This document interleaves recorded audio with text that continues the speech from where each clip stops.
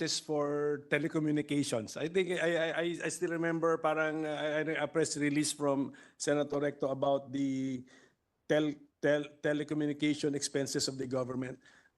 Do we know the expenses? I will not be asking about that. Ang question ko is, do we know the expense of the government for foreign trips? For foreign trips, Yes. yes. Kasi, Mr. President, yung ating schedule na bulabog sa mga foreign trips ng ating mga heads of agencies, sabi ko ba, sobrang daming foreign trips.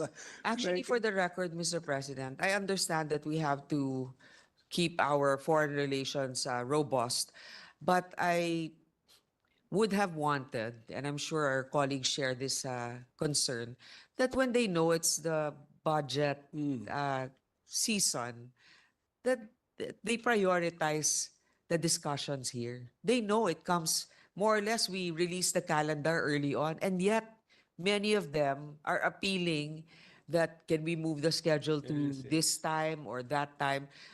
Most of them we understand because it's necessary, but others I don't even think that it's a crucial trip for them. So can to we undertake. extract that figure? How much in the national budget We are is about getting that foreign figure right trips? now.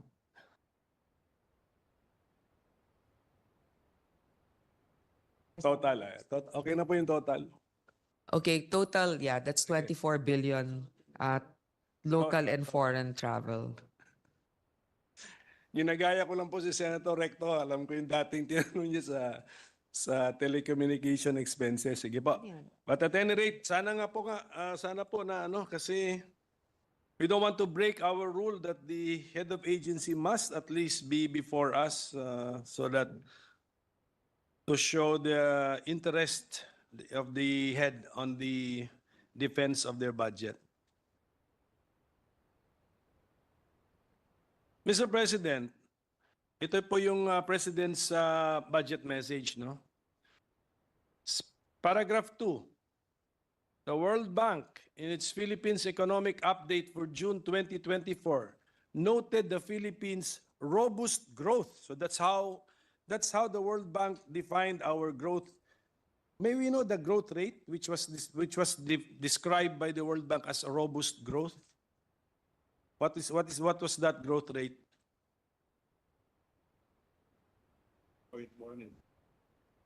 It's an average of 6.1% growth in the last two and a half years. Okay, kasi para lang definition of terms lang po to, robust na pala yan. Diba sa robust? Yes. We're the second highest in the region, Mr. President. We stated this earlier. Yes, okay. Top 5 in the world. As far as growth is concerned, okay. Pero, and I also remember the President's SONA, sabi yata ni Presidente doon, what is the growth rate to the ordinary Filipino? So may we know why we should be glad that we have high growth rates? What is that to the ordinary Filipino, Mr. President, I think that, of course, we're still not where we want to be, but definitely poverty has decreased, together also with the support the government has been giving them, and employment has increased.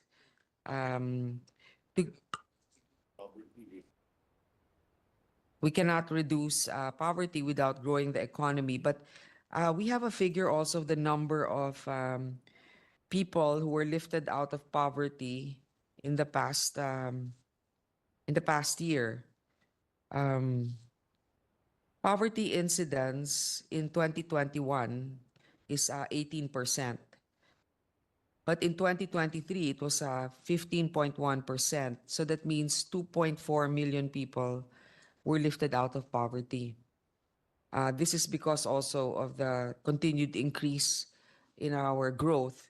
The upper middle income status is achievable in 2025 because we've been steadily increasing from 2023, 2024, and now $4,256 in 2023 for capita income, and then $4,363 in 2024. So there's a slight increase in income and a decrease in poverty. That's per capita income, which Yes, is Mr. President. also just a figure, Mr. President. That's probably GDP divided by population. I think so. So I think ulitin ko po yung na-raise ko during the committee hearing. Is there a way to measure how the ordinary Filipino benefits from growth rate?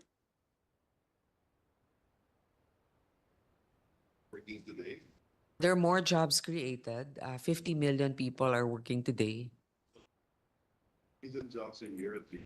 We are creating 1 million jobs a year. 5% salary and wages. Roughly 65% are salary and wages, which is an indication of a growing middle class. As I mentioned, also the upper middle income status that we are about to achieve by next year.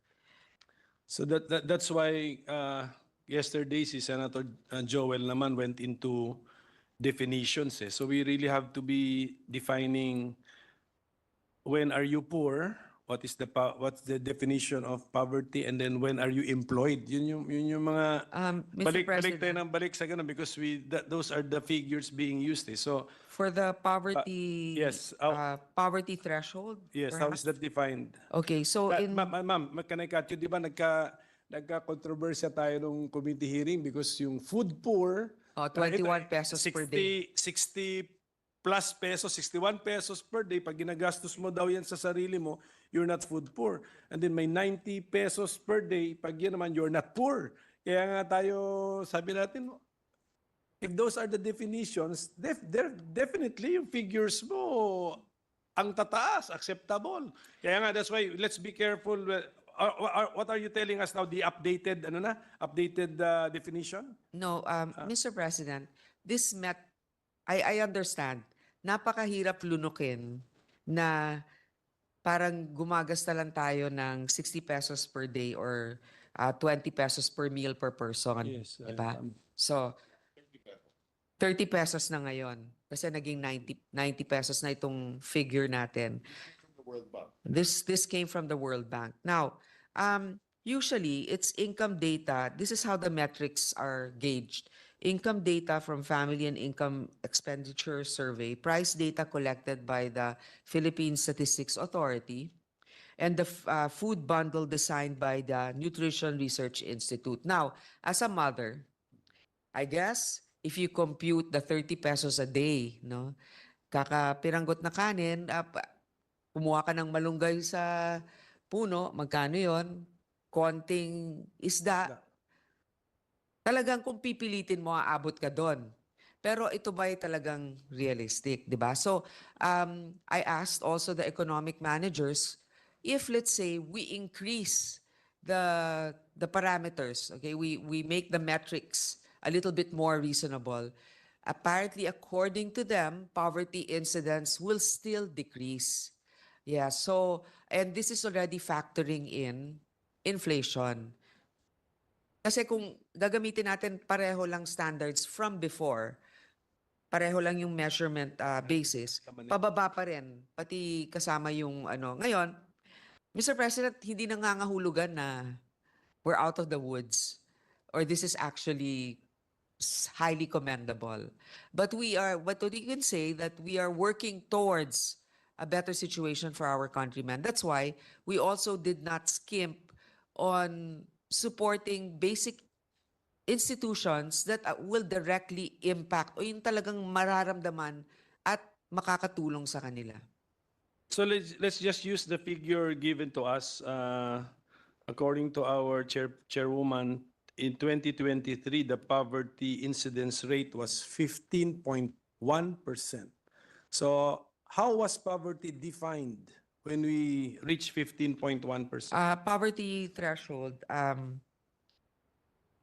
how was it reached or how was it defined? Well, How was it if defined? minimum income required for a family to meet basic needs, so meaning if they cannot meet their basic needs, as I mentioned, the 90 pesos per day I assume 90 pesos per day per Yeah, person, can we find out how it was defined? or 33,000 pesos per year for per person. A family of 5, 165. 55,000 a year. 165,000 a year. 5,000 to know, Ganyan. five, you are poor. Sige, that's So if I yeah, could repeat it for the record. let's make it of record. Okay. And that is the answer for the supposed to be for the 2023 figure. That's how okay. Not now, not yung current, but how that 15.1% was reached in 2020. Sige, let's Madam Again, Chair. it's 165,000 per year per a family of 5. 33,000 pesos per capita. Pero per Kasi yun nga yung sinasabi ng World Bank, 'di ba? Well, not 4,600 4,363 is the yan yung GDP per capita income. So kung 30,000 yan, 'di ba? Oh, that's the computation. You're poor if you're below that. And what if it's 4,364? One, 1 peso above, then yeah, you're not. so that was how I'm just soliciting facts how okay. So how about sige how about employment? What's our latest employment figure? Kasi yun po ang Our employment act 3.6% employment. Unemployment. Okay, sige, sa 3.7%, 3.6% unemployment. 3.6 to 3.7%. Oh, actually bumaba na yan from 4.4%. And then percent. can we revisit the definition? How was it? Anong year pala ito? What's the period if the 3.6? 2023, 4.6%. Okay. So far in 2024, 3.7%. Okay. So ang claim natin nag-improve. So how was it defined? How is employment defined? For better appreciation. PSA yan, PSA.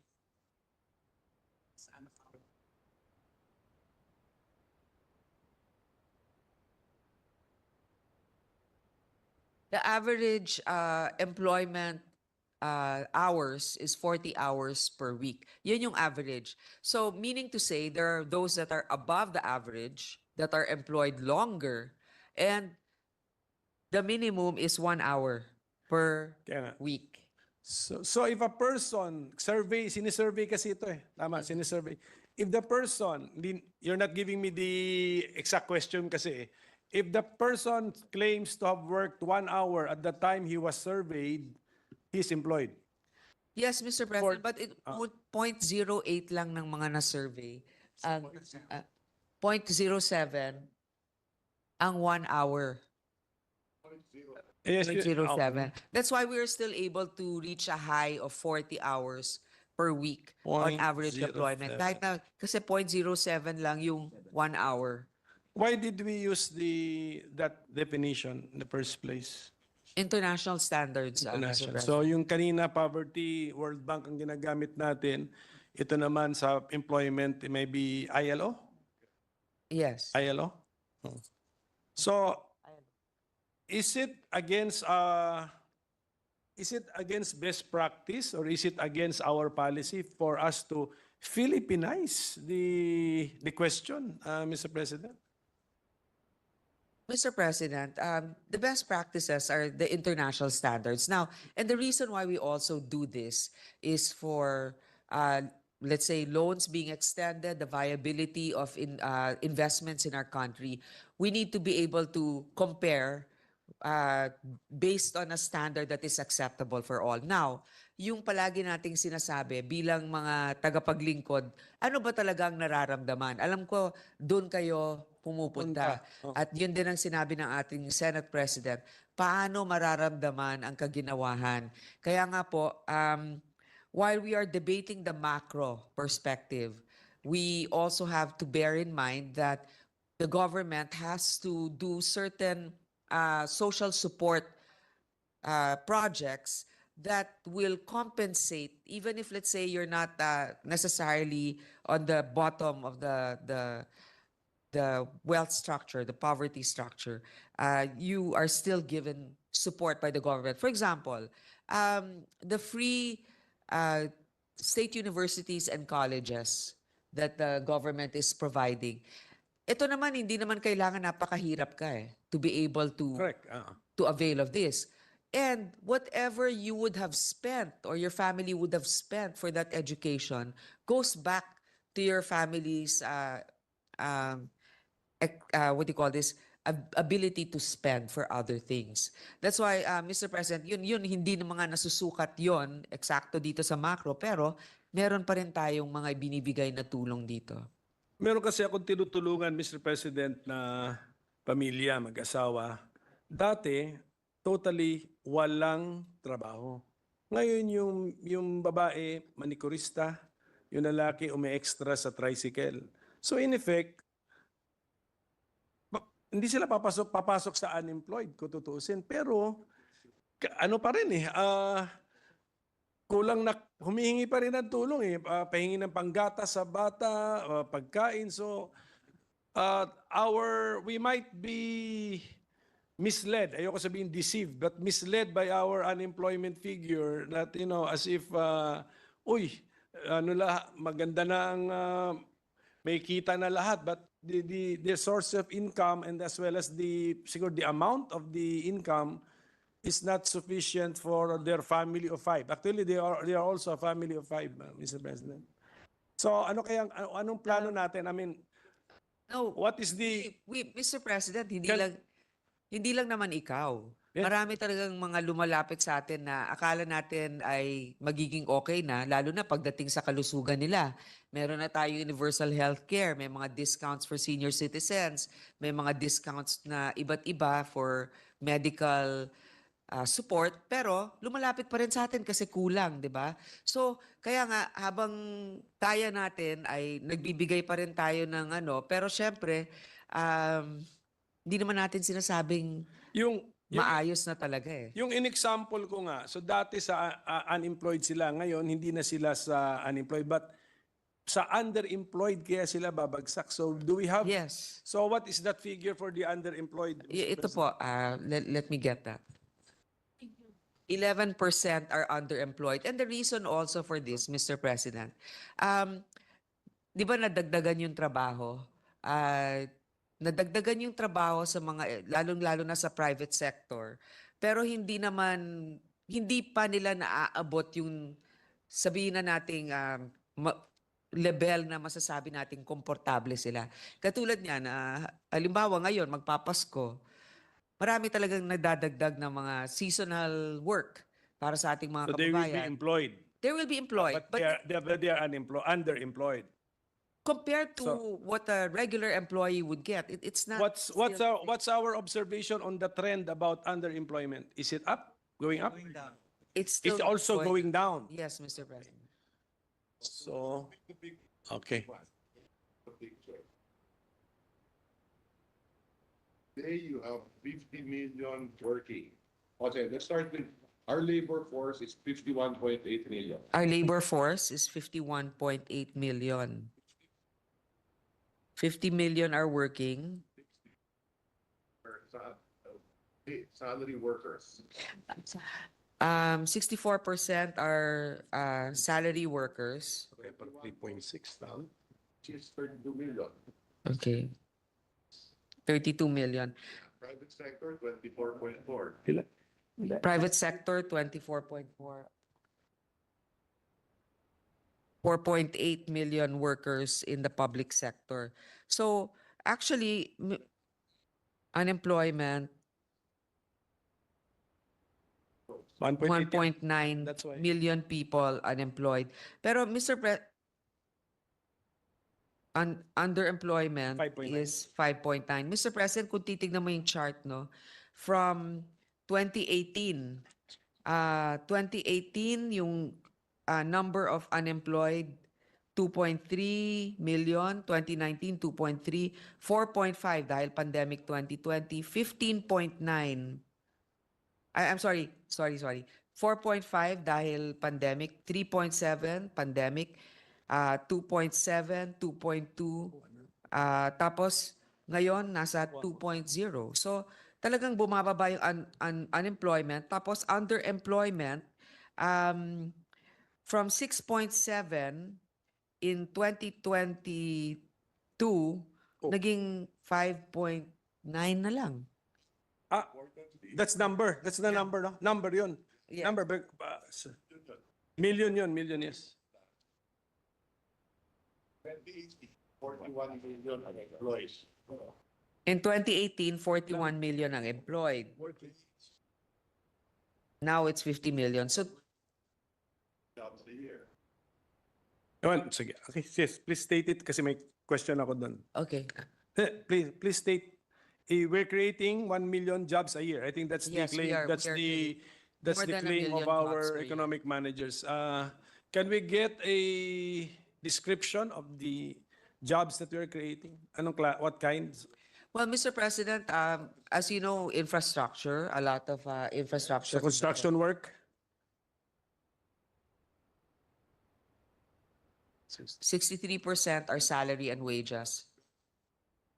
We want to improve on that. Yes, there are better quality jobs, but there's still a lot of room for improvement. But it's being improved, Mr. President. I know these are small Can we see- victories. Yeah.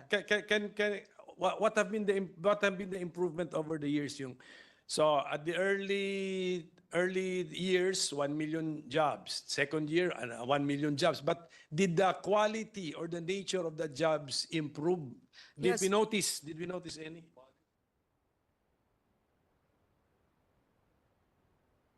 Yeah, the quality is improving, as mentioned by our secretary. But again, mentioned by our secretary, much more is desired. Okay, so do we have a conscious strategy on how to improve the jobs that we're creating? Yes, Mr. President, Yes. as May we know what is our plan?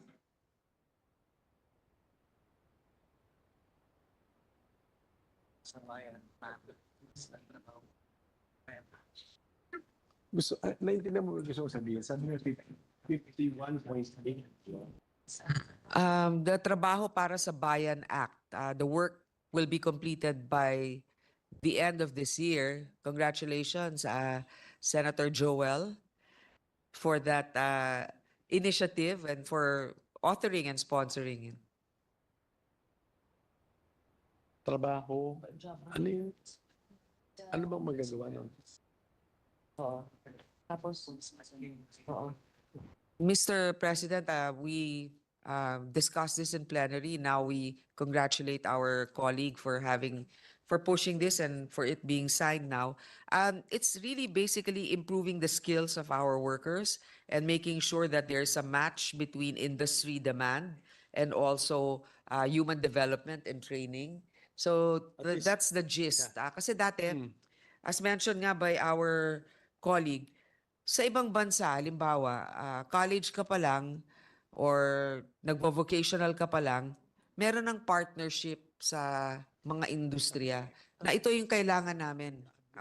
Correct me if I'm wrong, Senator Joel. Ito yung kailangan namin. So, damihan natin ng training para dito. Halimbawa, I mean, whatever, accountancy, welding, AI training, yun yung ito yung job openings, ito yung kailangan natin. So, kaya damihan natin ang training dun sa mga sektor na yon.